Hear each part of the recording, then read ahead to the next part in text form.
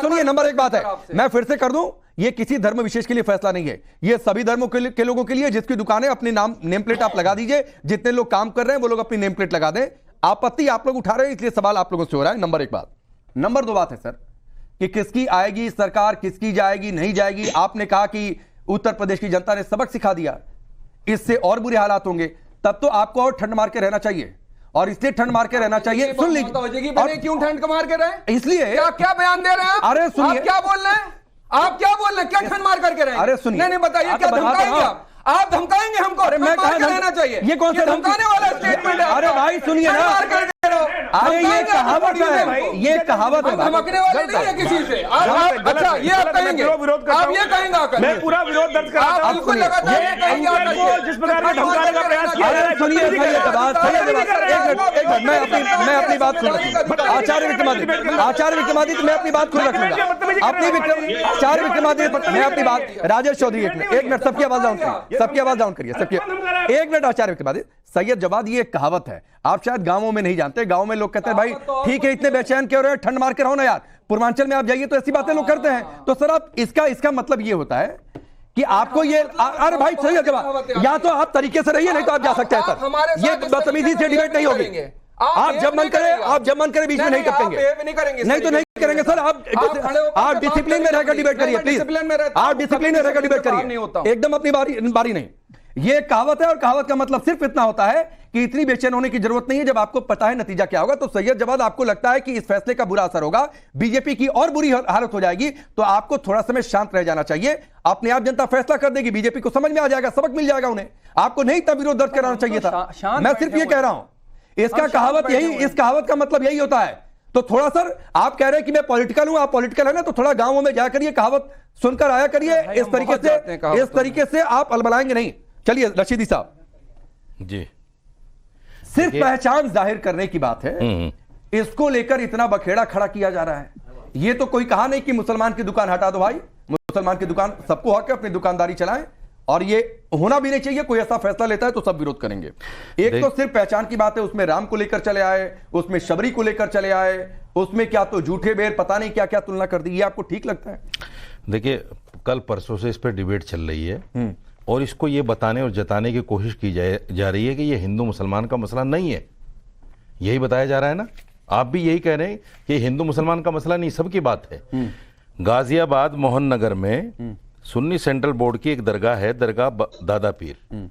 वहां हर साल कावड़ियों के लिए इंतजाम होता है, उनके इस्तिकबाल का, उनके खान पान का, और हर साल के लिए उसकी अनुमति ली जाती है, जिसकी कॉपियां, जिसकी प्रतियां मेरे पास हैं। हर साल ली जाती है, पिछले साल भी हुआ। इस साल वहां के एसएसपी ने, ये वो एप्लीकेशन है, एसएसपी ने ये कहकर मना कर दिया कि वहां मुसलमान आएंगे, मुसलमान नॉनवेज खाते हैं, हमारी कावड़ यात्रा अपवित्र हो जाएगी। नहीं, ये एसएसपी के बयान। नहीं, ये सुन लीजिए, मैं लिखित में दे रहा हूं आपको। ठीक, मैं आपको लिखित में दे रहा हूं, मैं प्रूफ दे रहा हूं, मैं हवाईबाजी नहीं कर रहा हूं, प्रूफ है मेरे पास। अब मुझे ये बताइए, जब एसएसपी ऐसे पद पर बैठा हुआ व्यक्ति ये कह सकता है कि मुसलमान हमारी कावड़ यात्रा को अपवित्र कर देगा और हम इजाजत नहीं दे सकते, तो आप इस फरमान को कैसे देखते हैं? आप ही मुझे जवाब दे दीजिए। हम यही कह रहे हैं चिल्ला कर, नहीं, मुसलमान कावड़ यात्रा को इतना खतरनाक एलिगेशन लगाने से पहले मैं कहूंगा, इनके पास ऐसा है, इन्होंने इसके बाद केस दर्ज क्यों नहीं कराया? अरे भाई साहब, केस दर्ज क्यों नहीं कराया? नहीं, ये टीवी पर आकर ऐसी बातें पसंद करने के बजाय ऐसे तथ्यों को आप मुझे बताइए, इतना खतरनाक उपस्थित कर रहे हैं, सरकारी आईपीएस के खिलाफ इतनी बड़ी बात बोल रहे हैं, इनको एफआईआर दर्ज करानी चाहिए। ठीक है, उनके पास जानकारी है, इन्होंने रख दिया। अब रशीदी साहब, मेरी आपको एक रशीदी जी का पुरानी हिस्ट्री है झूठ बोलने की, तथाकथित तौर पर। अब रशीदी साहब रुक जाइए, झूठ बोलने वाले लोग हैं भाई, झूठ बोल के लगा करते हैं, मैं इसको सिंपलीफाई लगाते हैं। आचार्य नहीं, ये मैं कह रहा हूं रशीदी, अरे रुक जाइए, वो कह रहा है, अरे अरे कंटेंट है, मुझे बताइए, सीनियर अफसर के खिलाफ आप इतनी बड़ी बात बोल रहे हैं। अब सुनिए, एक मिनट, आचार्य शांत होइए, शांत होइए, अरे शांत होइए, एक मिनट, मैं शांत कर रहा हूं। नहीं, रशीदी साहब के पास एक फैक्ट है, उन्होंने रखा है, और रशीदी साहब वाकई ये बात सच है तो ये गलत है। पहली बात कि मुसलमान कांवड़ यात्रा को अपवित्र नहीं कर सकता, एक मान्यता की बात है, मान्यता के जरिए कांवड़ रूट पर जितने लोग हैं उनको अपनी दुकानों की पहचान उजागर करने के लिए कहा गया है। सिर्फ इतना मसला मेरा है। कहना कई जगहों पर मैं आपको कंप्लीट कर देता हूं सर, कई जगहों पर मुस्लिम हैं जो कांवड़ यात्रा में स्वागत करते हैं, जूस पिलाते हैं, शरबत पिलाते हैं, बाकायदा टोपी अपनी पहचान के साथ करते हैं और लोग पीते भी हैं, उसमें किसी को आपत्ति नहीं है, ना होनी चाहिए। नंबर एक बात है। अब नंबर दो बात, मैं आपसे एक सवाल और करता हूं जो कंगना रनौत ने और सोनू सूद के बीच से है। बताइए। कंगना रनौत ने कहा है सोनू सूद के एक ट्वीट पर, और ये कहा है कि फिर तो हलाल सर्टिफाइड जो चीजें हैं वहां पर भी मानवता लिख देनी चाहिए, अगर पहचान की ही बात नहीं है तो। इस पर आप क्या कहेंगे? देखिए, कंगना रनौत ने क्या कहा है मुझे उस पर बिल्कुल नहीं जाना। नहीं, आप बताइए ना, क्या आपको लगता है क्या, क्योंकि वहां भी आस्था की बात है। सुनिए मेरी बात। हाँ, तो उसी नजरिए से जवाब दीजिए। सर मैं उसी नजरिए से जवाब दे रहा हूं। रमजान का हमारा पवित्र महीना आता है, पूरा महीना आता है, हम उसमें रोजे रखते हैं। हम ये फरमान जारी नहीं करते कि हिंदू हमारे भाई जहां मुस्लिम एरियाज हैं उसमें दुकानें बंद कर दें। अभी भी नहीं है फरमान, अभी भी नहीं है ये फरमान। तो लीजिए, अब देखो बीमारी फिर बोली, हिंदुओं के बीमारी फिर द्वारा बोली, किसी भी दुकान से बीमारी फिर बोली, कोई सामान मत खरीदना। आचार्य जी, आचार्य जी, ये नहीं बोला पहले मेरे सवाल का जवाब। ये बीमारी फिर बोली, बोला था कि रमजान के पवित्र महीने में किसी भी हिंदू के मेरे सवाल का जवाब कोई सामान मत खरीदना, ये बोला जाता है। आपसे कोई पूछ रहा है, आपसे कोई पूछ रहा है, कौन कर रहा है? विक्रमादित्य जी, आपकी बात आ गई। एक मिनट, आपसे कोई पूछ रहा है, इनके पास एक क्रॉस बिना पूछे बोल रहे हैं। आचार्य जी, अरे रुक जाइए, संत सुनते भी, संत सुनते भी। आचार्य जी, एक इंपॉर्टेंट क्वेश्चन है, उसका जवाब आने बोलिए। पाकिस्तान की सपोर्ट करते हैं। रुकिए ना प्लीज सर, आप, मैं इनको डेकोरम के लिए कह रहा हूं तो आपको भी कह रहा हूं सर, प्लीज।